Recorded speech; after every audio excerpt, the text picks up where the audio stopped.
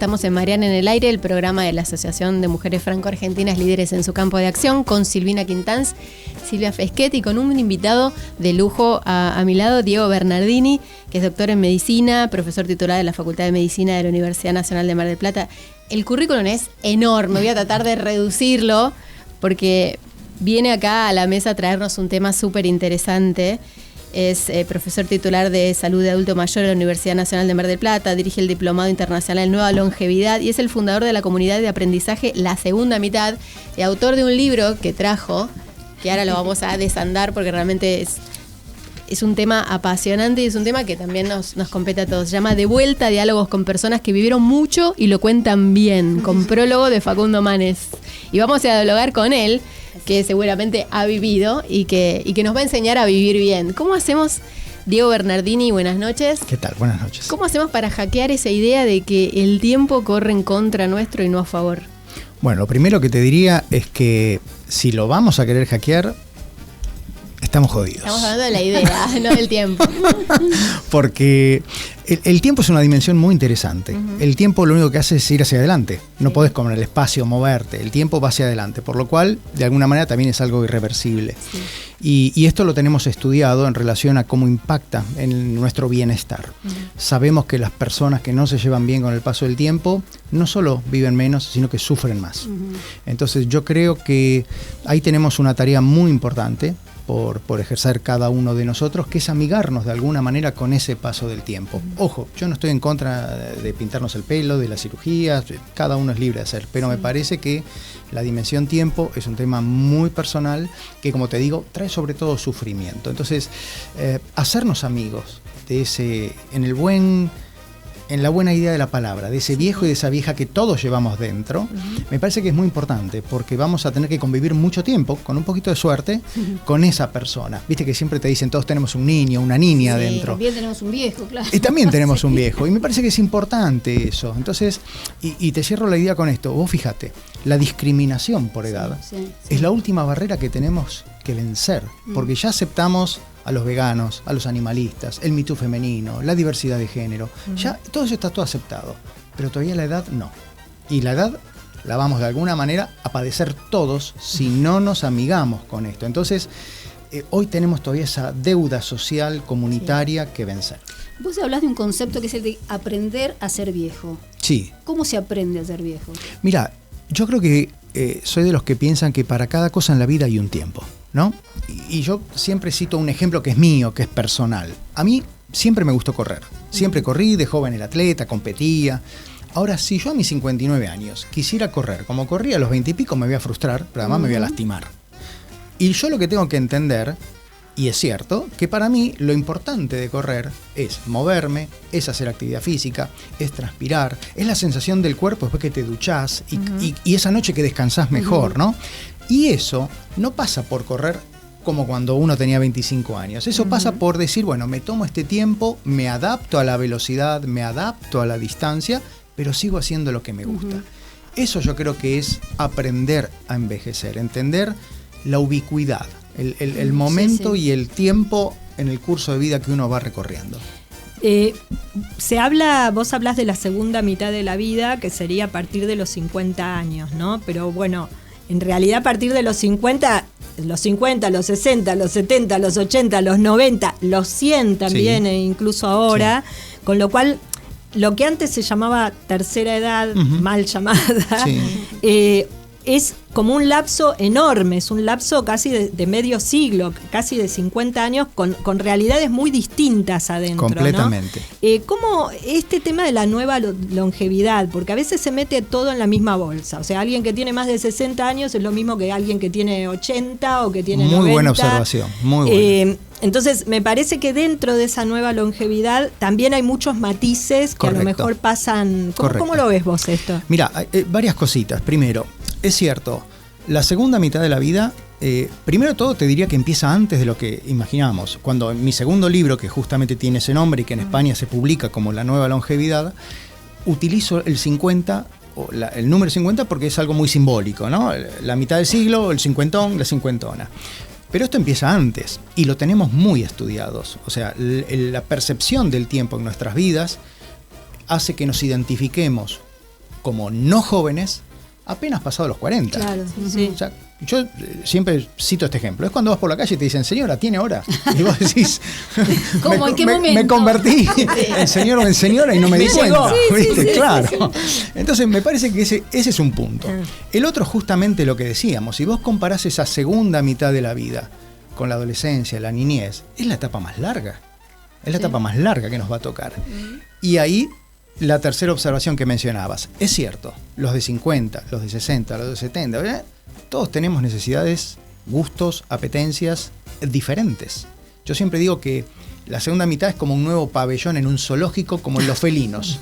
Pero vos dentro de los felinos tenés las panteras, los leopardos, los leones. Bueno, somos esos, los de 60, los de 70, los de 80.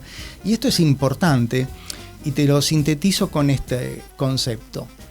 La regla en la segunda mitad de la vida es la diversidad. Porque todos tenemos un curso de vida a nuestras espaldas, por eso el de vuelta, que es diferente en cada uno de nosotros. Y ahí también una reflexión para el pensamiento. No hay que romantizar la vejez. El paso del tiempo es un tema muy delicado. Hay gente que la pasa bien y hay mucha otra que la pasa y la está pasando mal. Entonces, no hay una receta para esto.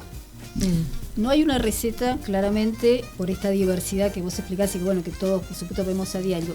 Pero supongamos que hay hábitos que más allá de las circunstancias socioeconómicas, vos hablás después del código postal, que también es un concepto que vamos a tocar, pero digamos, como regla general, ¿cuáles serían los hábitos que nos van a ayudar a llegar mejor o a vivir mejor, digamos, esos años de la segunda mitad de la vida? Mira, Silvia, lo primero que te diría es que no hay una píldora mágica para esto. Seguro. O sea, la longevidad no se vende en cápsulas. Los hábitos es lo fundamental. Y en ese sentido también hay que señalar que nosotros somos las primeras generaciones que llegamos con una evidencia médica, con una investigación como nunca antes hubo. Entonces, eso es lo importante. Y esto es lo que nos permite, o por lo menos a mí me permitió, llevo 30 años investigando esto, y hace 10 años conceptualizar la idea de nueva longevidad, que hoy lo tomó la gente, hoy es un nuevo paradigma. Sí. Porque lo que yo me di cuenta es que no es que solamente estamos viviendo más tiempo, lo estamos viviendo distinto. Claro. Y este distinto es por estos hábitos. Y estos hábitos, la ciencia es muy clara, y a veces hasta puede parecer un poquito aburrido, pero tenés que moverte más, tenés que mantener un peso, alimentarte de una determinada manera, tenés que rodearte de gente. El tema, esto lo sostiene muy bien como es el estudio de los adultos de Harvard, que habla de cómo esas personas que han sobrevivido han sabido reemplazar los afectos. El ecosistema afectivo, vincular, emocional, es fundamental. Vos fíjate que en esta época es cuanto más comunicados estamos, pero menos conectados con en lo personal. Falsa noción de conexión. Exacto. Por ahí, ¿no? Y después lo otro, y en esto va lo del aprendizaje que mencionábamos antes. Vos llegas a esta mitad de la vida, o a este momento de vida, con libertad, porque ya sabés qué te gusta, qué no te gusta, y tenés tiempo muchas veces. Y ya además cumpliste con esas tareas sociales, ¿no? O sea, fuiste mamá, fuiste esposa, compañera, lo que tengas que haber sido. Y vos ya sabés elegir. Y además sabés que esto es un viaje, que en algún momento esto se acaba. Termina. Volviendo al tiempo, volviendo a la irreversibilidad del tiempo. Entonces, me parece que es muy interesante poder tener un proyecto. Un proyecto que te dé sentido a tu vida.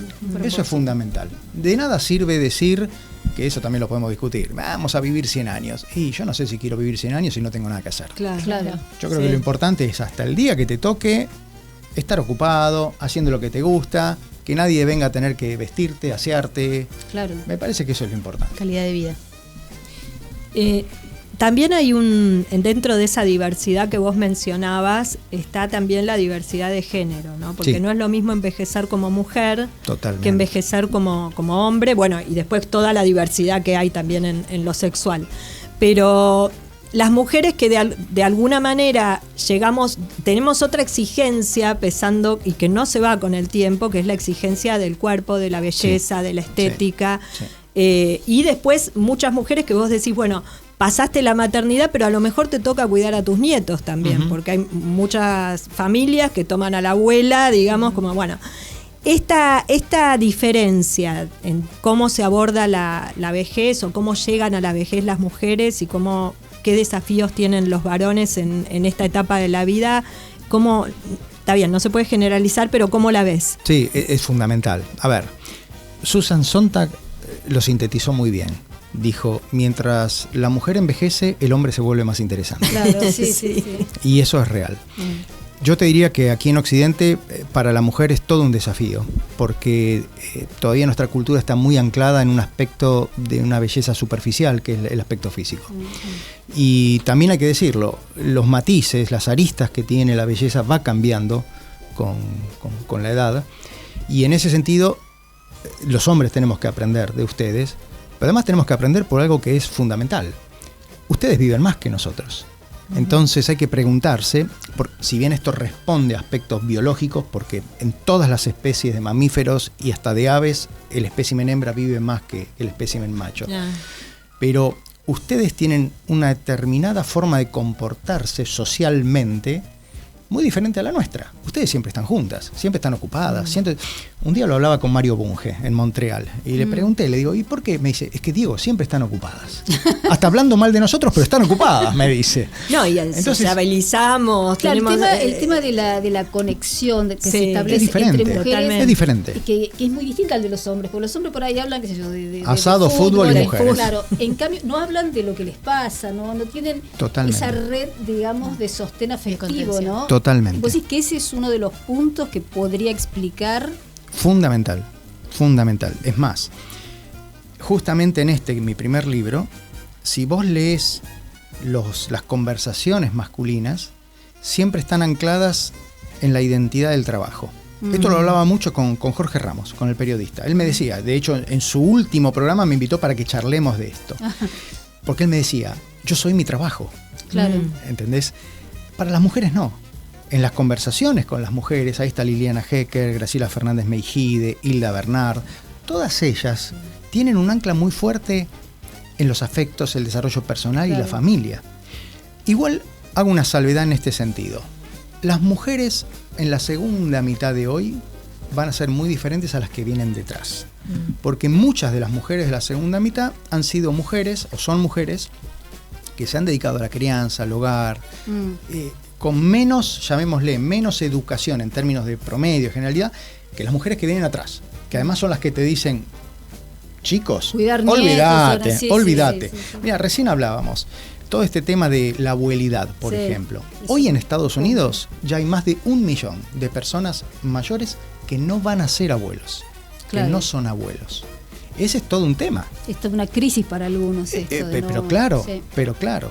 Y después está lo que decías vos, el abuso del abuelo. En Canadá ya hubo una abuela que mandó una factura a la hija por las horas de cuidado, ¿no? Sí, acá incluso hay fallos judiciales que hablan justamente del tema del abuso en el tema de las tareas de cuidado de las abuelas en muchos casos, ¿no? Te hago una preguntita más, perdón, para completar esto de la diferencia entre mujeres y hombres. Da la impresión de que las mujeres también nos cuidamos más, en el sentido de que le prestamos más atención a nuestra salud, que vamos más al médico, que nos hacemos estudios, que no es que dejamos pasar como los hombres, bueno, no sé, tengo un dolorcito, pero, o sea, los hombres son bastante reacios. Sí. También este es un factor que... Acá hay una doble lectura interesante. Ustedes suelen tener un contacto más temprano, formal y continuo con el servicio médico, con los médicos, a partir de la menarca. Claro, con la primera regla tu madre te lleva y vos ya quedás con ese tema del control. Y después hay otra lectura. En la investigación biomédica, las mujeres fueron incorporadas a las investigaciones a fines de los 80, principios de los 90, porque supuestamente los cambios hormonales podían... ¿De acuerdo? Y estas, porque hay que decirlo también, somos dos biologías diferentes. Sí. Ese que escribió Las mujeres de Venus de Marte, o sea, no descubrió nada, pero se hizo rico y está perfecto. Pero, ¿qué es lo que pasa? Ustedes tienen una clínica muy distinta a la nuestra. O sea, el infarto que nosotros tenemos a los 60, ustedes lo tienen a los 70, 75, y no les aparece como a nosotros, con el dolor precordial, la irradiación. Claro, y ese sí es un tema que suele estar minimizado hasta por los médicos. Totalmente, completamente. ¿Cómo es para las mujeres el síntoma? Para las mujeres se puede... Para saber. No, por ejemplo, se te puede presentar por un dolor de estómago. Claro, por ejemplo. Sí. por ejemplo, ¿entendés? Entonces, hay, y además, también hay que decirlo, hay mucha subestimación de la parte médica. Claro. Esta es una loca, es una histérica, Sí, sí. hay que decirlo. Ese estrés, Hay que decirlo. está nerviosa. Y también hay que entender esto. Yo como profesor de medicina, 8, 9 de cada 10 estudiantes avanzados, hablamos de los últimos 2 años de las carreras, son mujeres. Entonces, Claro. esto también es importante, porque la tarea, hay un proceso de feminización ya hace unos cuantos años y es global, de ciencias de la salud. O sea, si bien hubo carreras, por ejemplo, la nutrición históricamente fue femenina, sí. pero no la medicina. Hoy la medicina sí. Entonces, bueno, todo ese tipo de cuestiones nos tiene que llevar a entender que hay distintas formas de aproximarnos, distintas formas de entender, distintas formas de prevenir, de educar. Y sí, claramente, la mujer hoy, es cierto, vive más tiempo, pero por ejemplo suele tener más problemas de salud que los hombres. Y esto es cierto también. Y repito, estamos hablando de las mujeres mayores o en la segunda mitad de hoy. Las que vengan atrás es diferente. Y hasta ahí nomás. Y sí, pero también tienen hábitos de vida menos saludables. Sí. Y eso también lo estamos observando. Hablamos justamente de las mujeres y la edad, ¿no? Y la menopausia es un tema del que recién se está empezando a hablar más ahora, ¿no? Sí. Y hay muchas cosas de la sintomatología de la menopausia que caían dentro de esta bolsa, ¿no? Bueno, como que hay que aguantarse. Sí. Y cosas que no están estudiadas tampoco. Completamente. Te digo algo personal, ayer me enteré por redes sociales, yo tuve una cosa que se llama hombro congelado, ¿no? De los 2 lados. Y no tenía ni idea de que eso tenía relación con la menopausia, y ayer leyendo en las redes sociales, muchas mujeres de mi edad decían que habían tenido esto y que tenía una relación, pero que nadie lo había investigado. Yo fui al médico, todo, nadie me lo relacionó con esto, ¿no? O sea, hay poca investigación de todos los síntomas o todas las cosas que acompañan a la menopausia, ¿no? Exacto. Mirá, 2 cosas. Yo, por ejemplo, no lo sabía, lo del hombro congelado. Y esto es importante porque los médicos no estamos acostumbrados a decir, no sé. Claro. Pero déjame que lo averiguo. Pero lo primero es eso. Lo segundo, esto que mencionás de la menopausia puntualmente, es una oportunidad, pero también es un riesgo. La oportunidad es visibilizar una transición en el curso de vida de la mujer que para muchas mujeres es un tema crítico. Para otras no. Yo he conocido mujeres que me dijeron, para mí fue una liberación. No tuve calores, no tuve esto, no tuve lo otro, y está genial. Pero creo que el riesgo que estamos corriendo es medicalizar demasiado una transición de vida. Hace 2 meses hubo una app, una iniciativa en Estados Unidos que fue la primera, levantó más de $1.000 millones en un fondeo vinculado a la menopausia. Y hoy encima tenés actrices, modelos y demás que hablan de eso. Entonces yo creo que esto, ¿la app qué era? No sé, una aplicación, no investigué eso, pero la noticia fue que levantó esa semejante cantidad de dinero. Entonces, el punto es, me parece que tenemos que tomar esto con cierta cuestión, y te digo por qué. Porque hoy una mujer, Jane Fonda tiene una charla TED muy interesante que se llama El Tercer Acto, que habla de eso. Hoy 1/3 o más de la vida de una mujer va a ocurrir en menopausia. Esto también nos trae riesgos. Les doy un dato. En Estados Unidos están muy preocupados porque en sus estadísticas las enfermedades de transmisión sexual están aumentando después de los 60. Después de los 60. Vos sabés que yo no tengo la data acá, pero hay algo similar también. O sea, no sé si está tan estadísticamente medido, pero sí que se está observando que en ese grupo etario empiezan a aparecer algunos problemas que tienen que ver con esto de redescubrir de repente la sexualidad. Mira, muchas cosas. Primero, después de divorcio, exacto. Mujeres. Que no lo midamos no significa que no exista. Claro. Yo cito a los americanos porque son los que tienen estadísticas fiables. Claro. Pero esto está ocurriendo. Lo que vos comentabas, los divorcios, las separaciones mayores de 60 años se han triplicado en los últimos 20 años. Y esto es así, los tenemos datos de Francia. Eso es bien Inglaterra. interesante, ¿no? Porque también tiene que ver con esto de que antes la gente que estaba como que resignada, ¿no? Seguimos, en cambio ahora con esta noción de que se puede empezar a vivir también y tenés derecho a hacer tu vida a edades en las que antes estabas como ya retirado, provoca toda estos nuevos... Y te doy 3 datos más. El primero, esto ocurre también porque la mujer con la menopausia no corre riesgo de quedar embarazada y el hombre con la pastilla. Esa es la primera. La segunda, con el tema de ¿cómo decirte? Está estudiado también, por ejemplo, en el caso de la mujer, la sexualidad en la posmenopausia es mucho más rica e interesante que en la primera. Eso está estudiado muy bien, está estudiado. Bueno, Claro. Para buscarle la parte buena, claro. Claro. Entonces, viste, y la tercera es el hecho de algo que es fundamental, que es ese disfrute, ese bienestar, en donde si nos preguntamos quién toma la decisión, que también está estudiado, es la mujer. No, mira. Gabriela Acher me decía, las que nos divorciamos somos nosotros, ustedes cambian de mujer. Claro. Pero nosotros somos las que Las nos que toman la divorciamos. Es cierto. Y es cierto esto. Es cierto.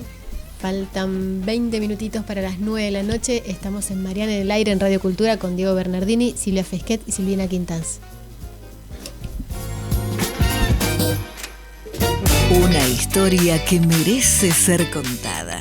Ya volvemos con Mariana en el Aire. Búscanos también en Instagram y YouTube para revivir cada momento.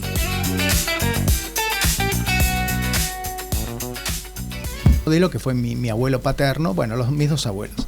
Realmente los dos eran muy celebradores de la vida, ¿no? De disfrutar los momentos, esas cosas. Y yo creo que eso es lo lindo. Yo te preguntaba en el bloque anterior por esto que vos decís del código postal, que es sí. más importante que el código genético. Y sí. No, Sí. ¿podés explicar exactamente? Sí, mira, esto es un concepto que viene de la epidemiología, de la salud pública. La genética hoy, cuando hablas de longevidad, el estatus, digamos, científico, académico, te habla del 30%, 28%, 30%. Hubo una publicación en enero de este año que medio puso en patas para arriba esto, pero que todavía no está en el consenso científico, que dice que en realidad es más, cerca del 50%. Pero bueno, independientemente de eso, hoy sabemos que la mayor parte de la longevidad está explicada por tus hábitos, por lo que vos haces. Sí. Y en ese sentido también hay un marco teórico muy importante que se desarrolló sobre todo en Reino Unido, que es el de los determinantes sociales de la salud, que dice que la salud no es un tema médico, sino es un tema social, político, económico. ¿A qué vamos con esto? Que esas personas que nacen con la oportunidad de tener un ecosistema que brinde seguridad, saneamiento, educación. ¿Por qué? Porque las personas más educadas generalmente son las que tienen más expectativa de vida. Si vos tomás Argentina y decís dónde está la mayor concentración de personas de 100 años o más, están acá. Recoleta, Barrio Norte, Palermo, Belgrano. Claro. O sea, eso. Entonces, esto del código postal, y esto no es solo de Argentina, esto ocurre en Manhattan, ocurre en Londres, ocurre en Madrid, esto ocurre en todo el mundo. O sea, la ciudad, aquí estamos en Buenos Aires, las comunas que dan a la cuenca Matanza-Riachuelo tienen más concentración, primero, tienen contaminación en las 3 capas, eso ya está estudiado, y esto te condiciona mayor infección respiratoria, gastrointestinal, mayor utilización de servicios médicos, mayor violencia doméstica, mayor tasa de HIV, tuberculosis. Esto está estudiado, es un informe de hace 20 años claro, del Defensor del Pueblo, o sea, esto no es información pública. Entonces, bueno, ahí la importancia del código postal. Por eso cuando un hijo quiera nacer, quien tiene que elegir el barrio más que a los padres. La expectativa de vida, bueno, es cada vez más larga y en este momento hay muchas generaciones que conviven, ¿no? Sí. Más que en otras épocas, ahora ya hay hasta 5 generaciones conviviendo. Sí. ¿Cómo se da esa mezcla, digamos, esa mezcla multigeneracional en el ámbito laboral, en distintos ámbitos? Es una riqueza y al mismo tiempo es un desafío, ¿no? ¿Cómo es esa una riqueza y un mezcla? desafío. La intergeneracionalidad, que es como se llama este fenómeno, es algo también muy nuevo. Yo debo decir que podría considerarme un adelantado, porque yo conocí 3 bisabuelas mías, ¿no? Mirá, Entonces, wow. y mi última abuela pasó los 100 años y murió hace 8 años, 7 Mirá. años, o sea, con más de 50 yo la disfrutaba. Entonces, pero ese fenómeno, que es un fenómeno nuevo, también nos da cierta riqueza. Vos lo dijiste, los que se están enterando un poco de esto justamente son el sector corporativo. El sector corporativo se está dando cuenta, ¿por qué? Porque nosotros, a diferencia de lo que se pensó durante muchos años, con el paso del tiempo adquirimos o desarrollamos atributos que son propios. Las famosas habilidades blandas, que tienen que ver con una capacidad de escucha, de negociación, de mentorización, de aprendizaje, todo eso se desarrolla. La famosa inteligencia cristalizada, que hoy todo el mundo habla de eso, se describió en la década del 60, pero parece que ahora la estamos redescubriendo. Entonces, ese talento que tiene la abuela o el abuelo para explicarle al nieto que el mundo antes era de una determinada forma, que la televisión o el internet es de ahora, y que antes apenas teníamos el radioteleteatro, ¿entendés? Y que no es muy lejos, esto es hace 60 años atrás, o quizás un poquito más. Bueno, me parece que eso es lo interesante y lo rico, al mismo tiempo que el nieto le pueda explicar qué es internet, qué es la inteligencia artificial y qué es otra cosa. Y acá, un estereotipo. Las personas mayores aprenden, solo hay que darles la oportunidad de que aprendan, y los tiempos. No tacharlos con estereotipos de, ¿no? Sí, de que no entienden la tecnología y todas estas cosas, ¿no? Sí. Diego, sabemos que no es lo mismo ser longevo en Argentina que en Europa o en Estados Unidos. Por supuesto. ¿Cuáles serían, a tu juicio, si tuvieras que enumerar las principales políticas públicas que habría que implementar para que ser viejo en la Argentina fuera un poco más parecido, digamos, a lo que es ser viejo en otros países del primer mundo? Mira, más que políticas, primero te digo, sí, es real lo que vos decís. Por eso cuando yo escucho, no sé, conceptos como el de Silver Economy, le digo, mira, Silver Economy los europeos, no en Argentina. Pero en Argentina hay cosas que también hay que rescatar, y esto es importante. El nivel de cobertura en protección social formal, hablamos de pensiones, salud pública, que podemos decir es buena, es mala, pero ese nivel, eso no existe en el resto de América Latina. Yo, mira, ahora a fin de mes tengo que viajar a México, a Paraguay y a Colombia. En esos países no existe eso. Entonces, después discutimos si la pensión refleja, ¿no? Eso es lo primero. Yo creo que la política pública lo que tiene que entender es lo siguiente. Primero, vamos a hacer una sociedad de acá a 25, 30 años, donde va a haber más proporción de adultos y de personas mayores y menos de chicos. Porque más baja la natalidad, además de todo, ¿no? Totalmente. O sea, hoy la natalidad es un tema que se está discutiendo también en todo el mundo. No hubo ningún país que en los últimos 30 años haya revertido esa caída de natalidad, que se da fundamentalmente por dos cuestiones. Tema económico, fundamental, criar un chico. Y segundo, la educación de la mujer, y me parece que es muy correcto, que está muy bien eso. Entonces, eso por un lado. Entonces, la política pública tiene que entender ese escenario demográfico que va a tener, ¿no? Con este grupo de personas que va a cambiar el perfil de la población. Y eso tiene que darnos lugar a abrir espacios de conversación. Conversar sobre el rol de las personas mayores, ¿no? Por ejemplo, lo que pasó la semana pasada con ese cuidador en la residencia Mar del Plata. Terrible. Bueno, es terrible, pero hay que pensar un poco qué está pasando con esas personas mayores, con las necesidades de sostén, con la empleabilidad. No puede ser que nos sigan jubilando a las personas como hace 50 años atrás. La jubilación es un derecho, no puede ser una obligación. Vamos a tener al mismo tiempo que entender la importancia de la pedagogía de la longevidad, porque si vamos a tener menos jóvenes, tienen que ser jóvenes sanos, educados y que respeten a las personas mayores. Estamos viviendo más con problemas de salud muy importantes. Bueno, ¿qué pasa con la muerte médicamente asistida? Hoy, desde lo médico, tenemos herramientas para que esa persona no sufra. Tenemos que abrir ese debate. El debate de la empleabilidad, el debate del talento senior. Bueno, todo eso son espacios que tenemos que empezar a pensar. Mira, el nuevo alcalde de Bogotá, hace 2 años cuando asume la gestión, y eso hemos acompañado parte de ese proceso, en su plan estratégico colocó la necesidad de crear una política pública en nueva longevidad. Qué interesante. Yo sé que acá hay personas que están comprometidas, o sea, en la legislatura, en determinados lugares, hemos tenido la posibilidad de conversar, pero tenemos que pasar a la acción. Claro. Tenemos que empezar a pasar a la acción porque Buenos Aires es una ciudad de personas mayores, de adultos y personas mayores. Una pregunta como para ir cerrando. ¿Por qué te dedicaste a la medicina y por qué te dedicaste a la gerontología y esto de la nueva longevidad? ¿Cómo fue? Mira, la medicina es una vocación.